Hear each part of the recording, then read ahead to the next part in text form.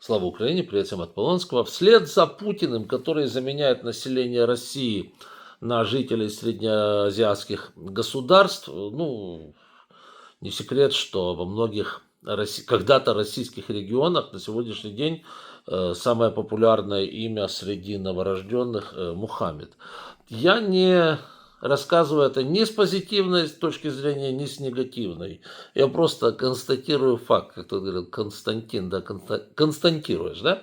Констатирую тот факт, что Путин заменяет население. Этих он утилизирует, значит, на так называемом СВО, уже миллион, либо утилизировал, либо сделал неспособными к продолжению рода, а тех он завозит. Вот. Ну, просто это делать. Так вот, вслед за Путиным этим же решил заняться и Лукашенко. Чтобы вы знали, у него был президент Пакистана 11 апреля, то бишь вчера.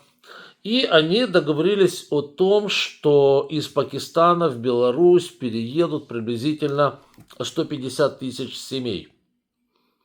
Учитывая совсем не гренадерское, небольшое население Беларуси, сами понимаете, что там, где 150 тысяч семей, там приедет и 1,5 миллиона семей, за взятки там налево-направо начнут платить. А учитывая уровень рождаемости у белорусов, где там по одному ребенку в семье, да, по полтора, ну, в среднем я имею в виду по полтора, а у тех по 8, по 10, то можете себе представить, с большой долей вероятности можно говорить о том, что в течение, допустим, там 10-15 лет той Беларуси, которую мы знаем, ее больше не будет. Ну, сейчас все скажут, да и хрен с ними, они с их территории к нам пришла война и так далее, и так далее. Действительно, с их территории к нам пришла война, но надо вспомнить 20-й год, когда они протестовали против режима Лукашенко и так далее. Да и вообще мне, например, вот эти вот все потуги с заменой населения на более... А вот, кстати, почему замена населения, почему именно на мусульманское население? Ладно, по России я еще могу это дело каким-то образом понять, потому что Россия изначально мусульманской страной, ну ее же не было России, она же была Московия. Московия сначала была мусульманской страной, как Москву основали, ну, мы говорим монголо-татары, все сразу обижаются, это казахи были, это те, это те. Давайте скажем, Москву основали ордынцы, это был 1272 год. Да, и действительно, там была мечеть, и никакой церкви там в помине не было, церковь. Значит, первую церковь там вообще в XIV веке построили, это было уже, это была переделанная конюшня, когда мусульмане действительно разрешили там построить из конюшни первую церковь. Вот. А так там 100 лет не было в жизни никакой церкви, это все понятно. С этим никто не спорит. Ну, допустим, скажем так, Московию, ну, с какой-то степенью допустимой, можно сказать, что мусульмане забирают назад то, что было их. Да, ну, тут такое. Вот. Что же касается Беларуси, то тут, конечно, абсолютно другая картина.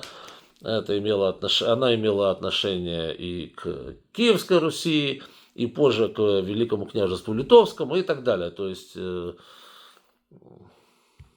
каким образом и почему Лукашенко решил именно пакистанцев завозить, и в таком гигантском количестве. Это же, ну, допустим, какой-то там... Вообще я не понимаю, зачем это делать. Зачем? Какая в этом малейшая есть необходимость, непонятно. Вот. Кроме замены населения. А вот если замена населения, то тут стоит вопрос, а зачем? То есть, то ли... Кто ему скомандовал это делать? И какова причина? Вот что не ясно. Свои не нравятся, ты хочешь вместо них, значит, эти более послушные с твоей точки зрения, или религия, то есть ты хочешь заменить, например, православие на мусульманство, Пакистан это сунниты, по большей части, значит, ты хочешь заменить православных на суннитов. Ну, такое себе мероприятие.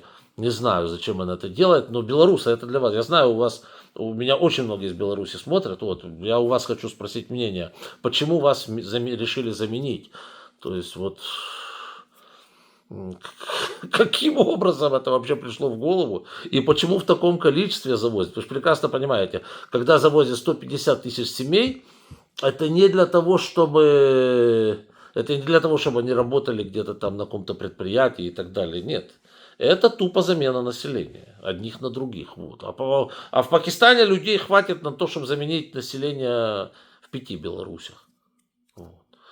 Почему именно вот так получается? Вот белорусы, вы в курсе, нет?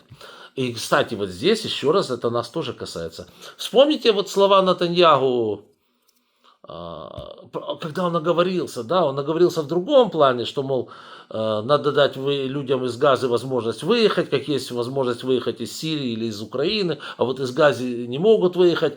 И тут многие сразу сказали, стоп, стоп, это что, он газовато хочет в Украину засунуть? И сразу пошло опровержение, нет, нет, ни в коем случае. А вот после этого, после этой новости про Беларусь, я так уже смотрю на это все немножечко под другим соусом и начинаю себе чухать, а что они там хотят в отношении Украины. Что-то мне сейчас подсказывает, что возможно, от нас, что может быть есть еще и секретный какой-то протокол вот к тому мерзкому договору, который, значит, США нам подсунули, который Зеленский отказался подписывать. Я не исключаю того, что, может быть, есть какой-то секретный вариант с тем, что вы должны принять вот столько-то сотен тысяч от таких-то товарищей. Да. Есть ли такой протокол, нет ли такого протокола, истории неизвестно. Вот. Но вот я сейчас так смотрю на это все, и мне немножечко аж не по себе становится. Хочу вот все-таки услышать мнение белорусов. Это не вот то, что я сказал, это не шутки. Это не может быть. Это у вас был вот вчера было, значит, у вас этот товарищ из Пакистана, и вот что сказал ваш политик, так сказать, ваш верховный бульбафюрер. Беларусь заинтересована прежде всего в привлечении специалистов, а не просто молодежи.